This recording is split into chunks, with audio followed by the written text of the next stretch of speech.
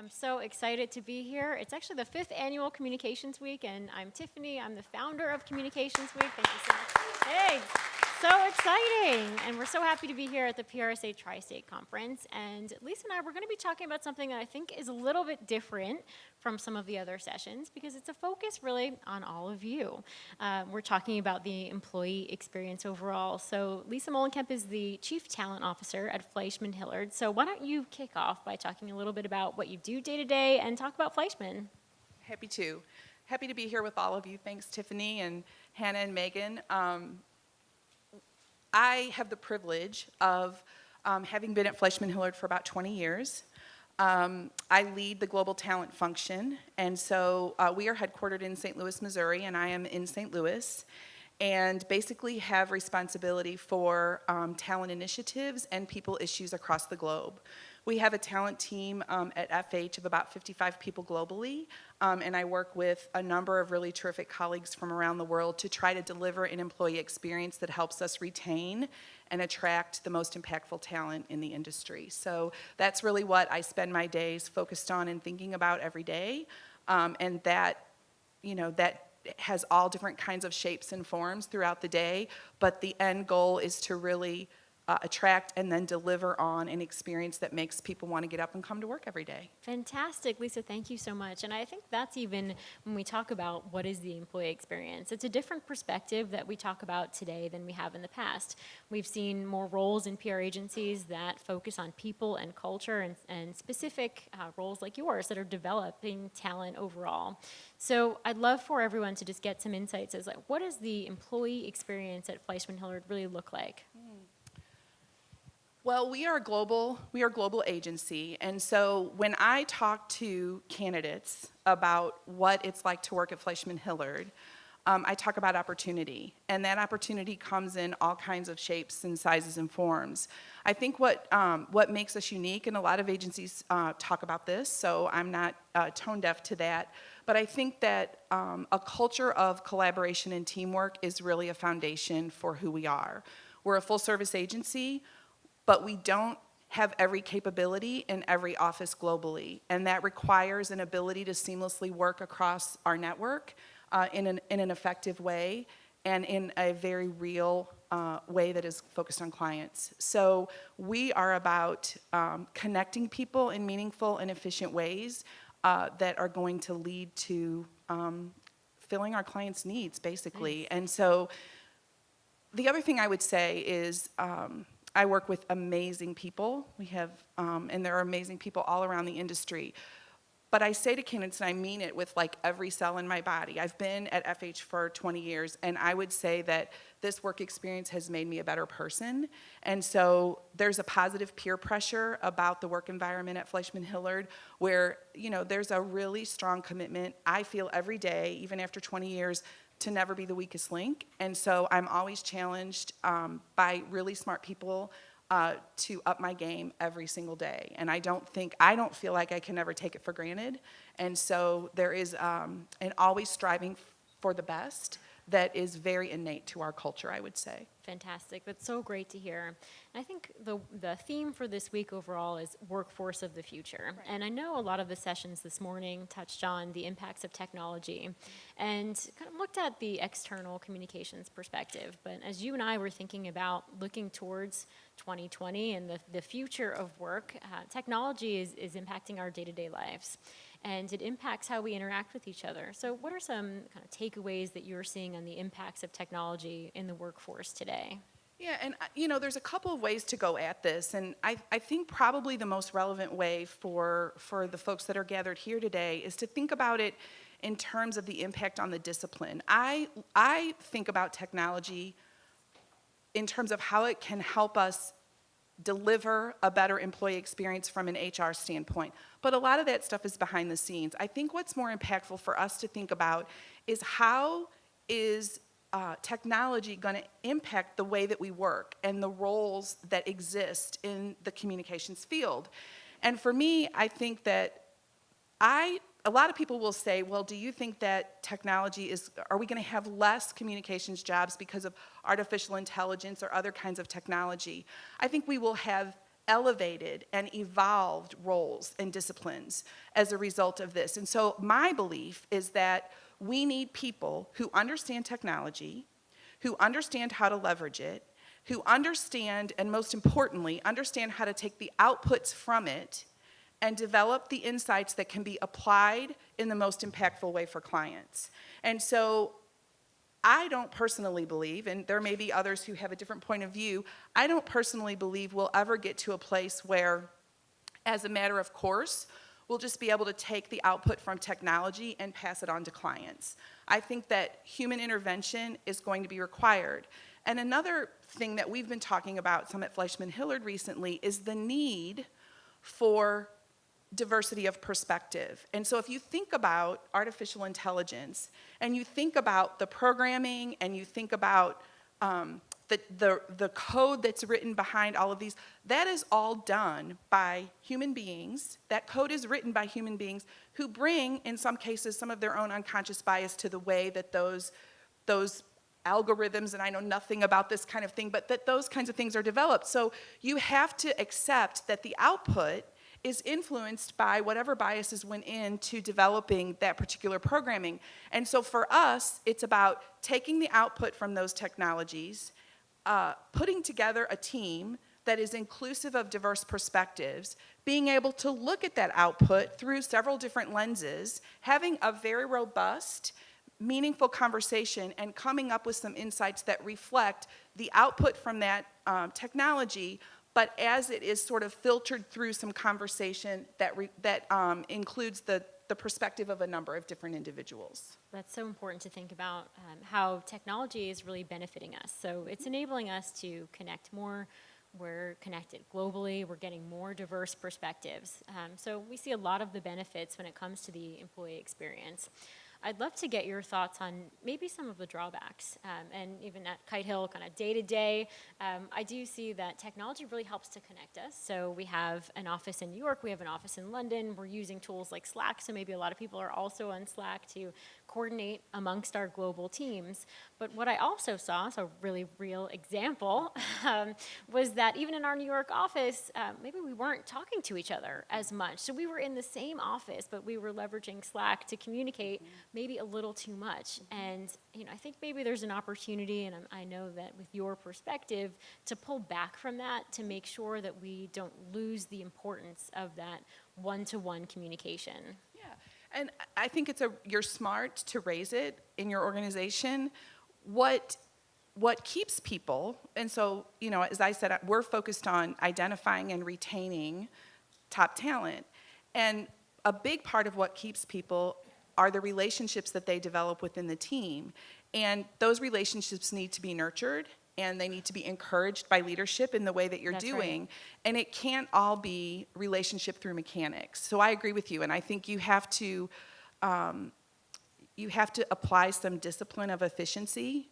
So technology is a great efficiency tool, and you have to know when to leverage it for efficiency, but you also know you have to have the discipline to say, this is a conversation that I need to get up and walk down the hall and have, or I need to pick up the telephone and have a conversation, or I need to get on a video conference and look at the facial expressions of my colleagues as I try to get them to do something that maybe they don't understand or they have a different point of view on.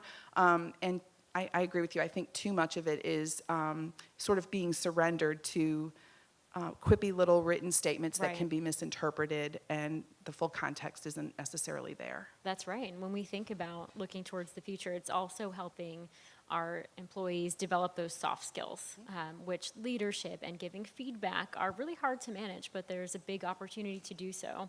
And even when we kicked off Communications Week, we looked at some of the results from a PR Week survey. Leadership and business acumen were two things that came back from some of the research that they want to see in PR professionals of tomorrow. So it's something that we know is important. We also know it's in really high demand. And I would say also, I think it's a great point that you make, Tiffany, that as we think about developing the next set of leaders and managers in the organization, the ability to sit down and have a conversation with somebody and give them some feedback that may feel a little bit uncomfortable, like that's a skill that you Tough. develop over time. Yeah. It's not easy, and you practice through face-to-face communication, through real-time communication on the phone. And so I think that as an industry, it's something, and it's not unique to communications, but as a workforce, I think it's something for us to watch out, that we make sure that we're not surrendering too much of that sort of interpersonal interaction, and then we will have a next set of leaders that comes along that's just not quite as well equipped to handle some of those challenging conversations that are part of being a leader and a manager. That's right. And to play off that point, Lisa, I think when it comes to the leaders of tomorrow, there's also another question that I have that is something that I think impacts not only the PR industry, but the media industry, really anyone who's in a key position. When it comes to internal communications, the importance of authenticity.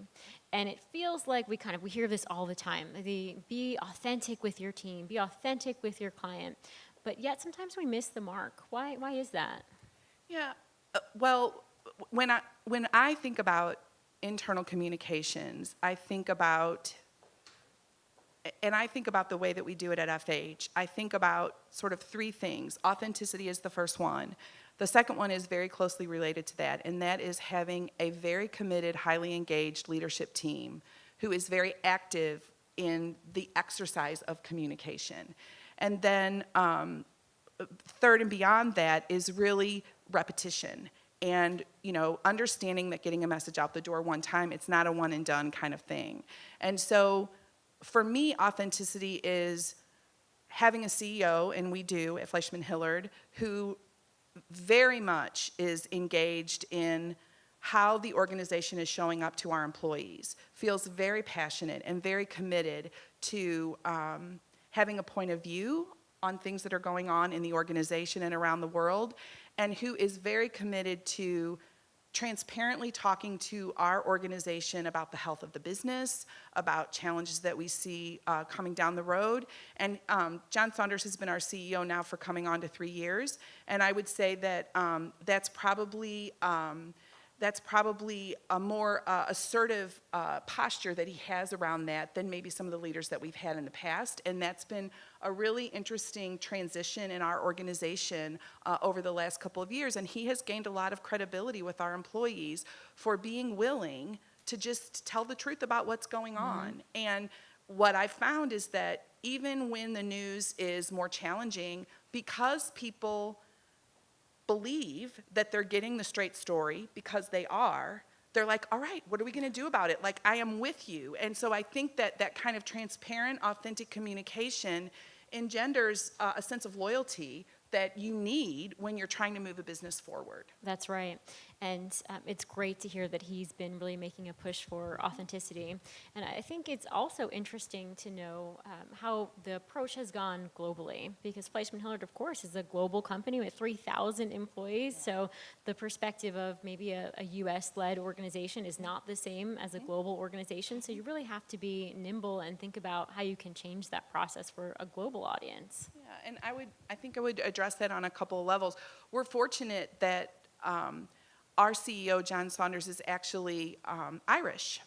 And so he has a home in Ireland, his family is in Ireland, and he commutes back and forth between Dublin and St. Louis. And so it's the first time that our organization has been led from someone who is not an American.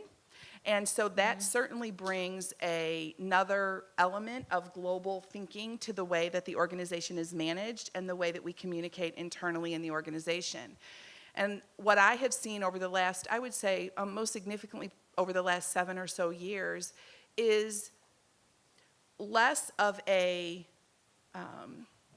push from the center on exactly what to say and how to say it, and what initiatives we want our businesses to undertake and how we want them to do it. But it's more around communicating and gaining alignment to what are talent priorities. So if you take, for example, diversity and inclusion, we are unambiguous about our commitment to diversity and inclusion at FleishmanHillard. And we certainly have some global programs that we can push out and support globally. But does that program look exactly the same in India as it looks in Kansas City, Missouri? Of course not. So it's about having real clarity around what your goals are and what your priorities are, and yet having the flexibility and the cultural understanding that a nuanced approach is required, and having the comfort and the trust with your local leadership to let them implement in a way that is going to make the most sense. And so it's kind of a nuanced approach, but it makes it a lot more challenging sometimes, but a lot more fun and interesting too. Fantastic. It's such a great point that you can have a policy and procedure, but you really need to look at how it's rolling out across the global marketplace. Make it relevant to the employee. That's how you can shape the experience. So when we talk about shaping the experience for employees today and looking towards the future, it feels like we can't have this discussion without talking about work-life balance. So even, I'm sure a lot of people are thinking about it. Does anyone out there have a goal of work-life balance as like one of your key goals? No, some people, maybe some people aren't working yet. Yes, I can think back to those times. But it feels like that comes up all the time, and especially with people who are coming into the workforce, they want to know, I want to get started off on the right foot.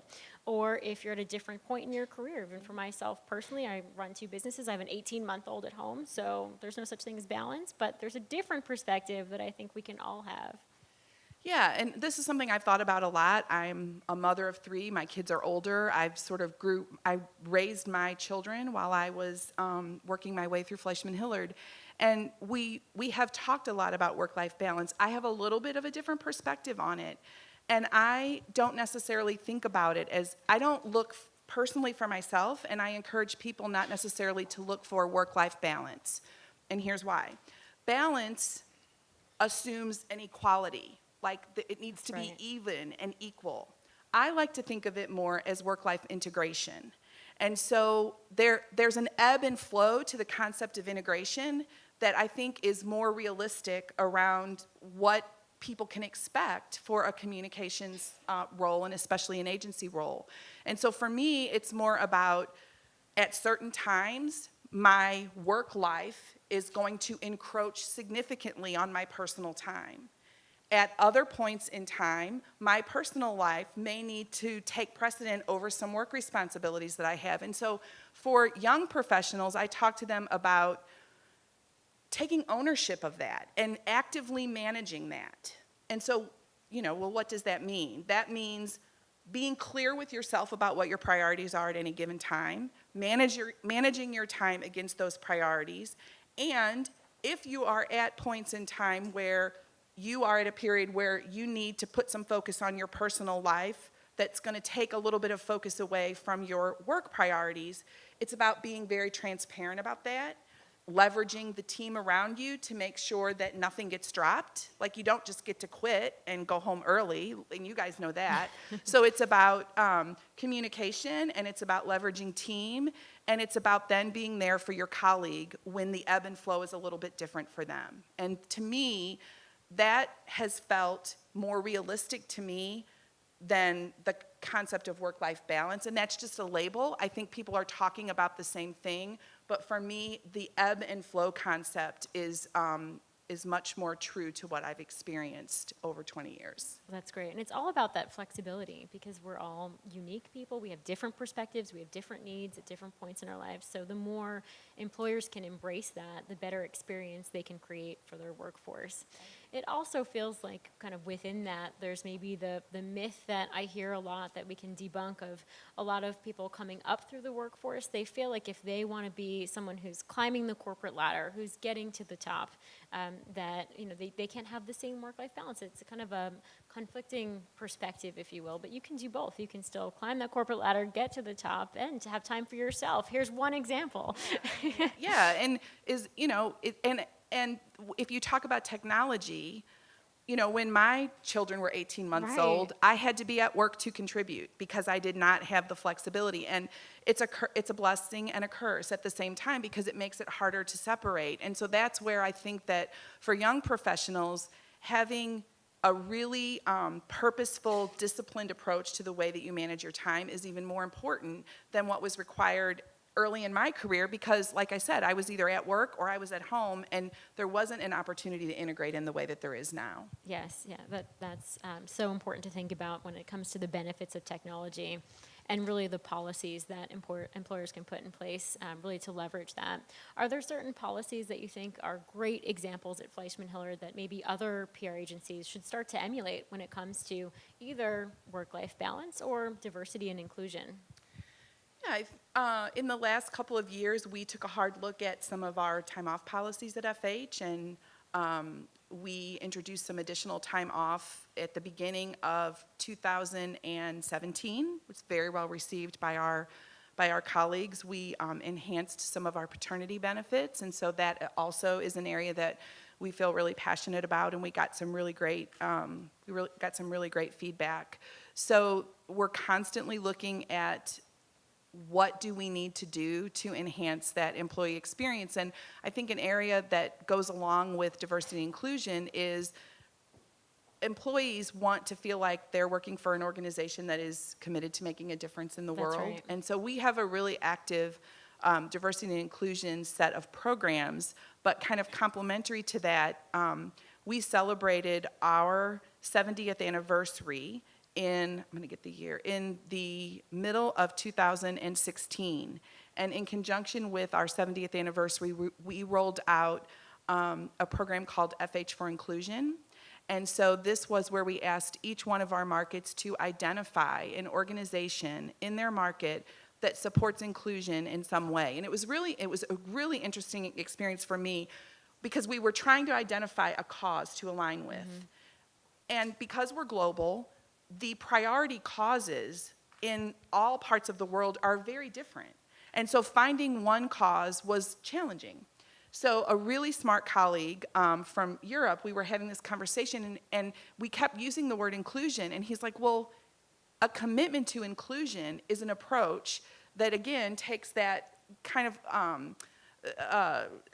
the approach that I talked about earlier of having a philosophy or having a guiding principle, but allowing that to be executed on a market-by-market basis in a way that makes sense. So FH for Inclusion is a wonderful program that we have where employees can take time away from work to Nice. support local causes and local organizations that promote inclusion. And it complements really well our overall commitment to diversity and inclusion. It's been really fun to watch the organization rally around it and get engaged, and it's created a lot of really good enthusiasm with our employees. That's fantastic. It's so great to hear that you're focusing on those initiatives.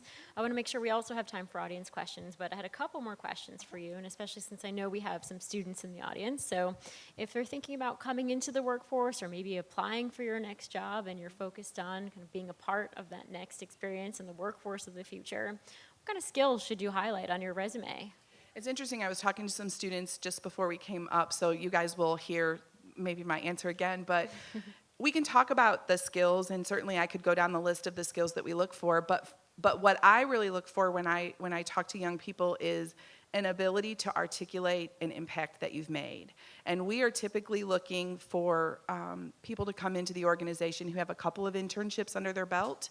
So the opportunity to take an internship, even an internship that precedes an opportunity at FleishmanHillard, but to take an internship and really make something happen on behalf of a client or on behalf of the organization, and then an ability to talk about what you did and what was the impact of what you did. That's what sets candidates apart in my experience. Fantastic. And even as we kind of look at some of the interested candidates we have coming into Kite Hill, you know, we really look at, do they have an interest in our business and in our industries? How is that coming through? So even to your point, it doesn't have to be skill sets on the resume. Right. You could do it through a video. You could look at leveraging other social channels or examples that you have to let that passion come through.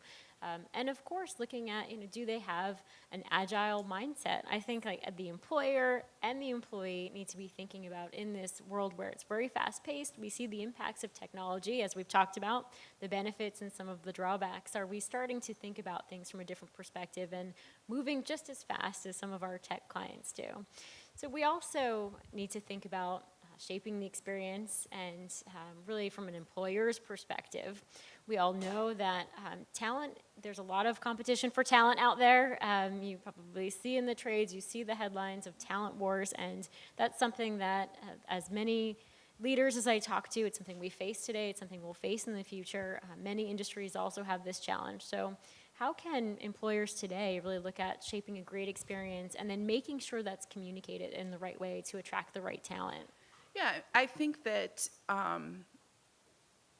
it's always hard to find great talent. It feels more difficult today than it has in the last number of years. I think the market is tighter right now than it's been. So the good news is, for those of you that are looking for opportunities, it's definitely a market that should be working to your advantage.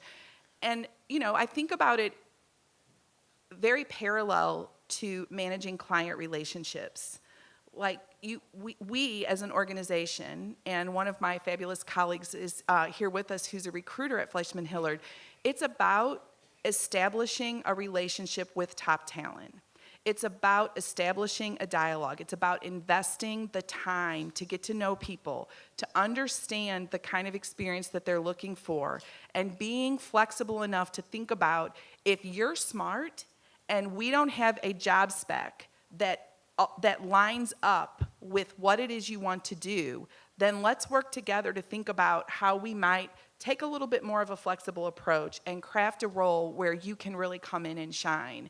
And the only way we can get the conversation to that point is if we have people like Kristen who are willing to take the time to sit down and get to know people and have really honest conversations about what an opportunity at FH might look like, what it is you want to do, where do we have some overlap, and where do we have some gaps, and how do we address that?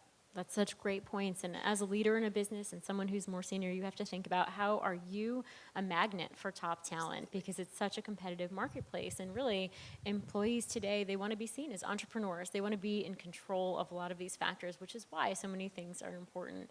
So it does feel like in many ways, it's looking at, how are you attracting that talent? How are you really making sure you're talking about the best experience? And then, of course, knowing that as a leader, your network is your new net worth. We'll actually be talking about that tomorrow in Communications Week Canada. But as we kind of wrap up on shaping the experience for employees tomorrow and how we can stay competitive, any final points? I think the final point is, we, on both sides of the equation, if you are looking for your next opportunity, if you're an organization trying to attract top talent, we cannot ever be caught on the back foot. And it's changing all the time. What's expected of us from the talent population is evolving every day, and we have to be engaged in that conversation in a really active way so that we can respond to it, so that we are the magnet for talent that's going to get the interest of the top people in the industry, like in this room. Yes, fantastic. Thank you. I'm so excited for the future of the industry. There's so much more we could talk about. But any questions in the audience?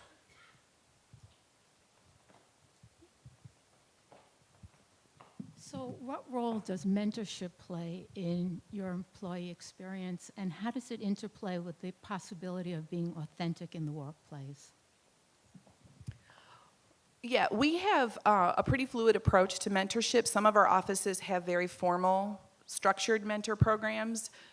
In some places, it's a little bit more informal. I would always encourage young professionals to identify several mentors, and in my experience, the very best mentor relationships are totally based on authenticity and a willingness and an ability to tell the truth about in terms of giving advice, and in terms of sometimes unrealistic expectations and the need to adjust along the way. So I think that a mentor is a great professional development tool for professionals at all levels, and I certainly have several, and I rely on them significantly. Yeah, that's such a great question. It also depends on the size of your team and what works for your business. I know at Kite Hill, we have a formal mentorship program. That's when someone's coming into our agency, we have someone assigned to a mentor so that they feel like they're getting insights from someone who's recently been in that position. They can really lean on someone in the business. And then we also have a coaching program, and coaching is different than mentorship. It's not only looking at the day-to-day, but giving someone the opportunity, if they want to be a part of a program, to partner up with someone who's thinking about the long-term career goals for that person and how they can achieve them. So it's a great point. Thank you. Do you want to step up or shout it out? I don't. Can you speak to being someone who's either mid-career or advanced, maybe in their 40s or 50s? There's a sense in the industry that it's a young person's game because of the technology. And it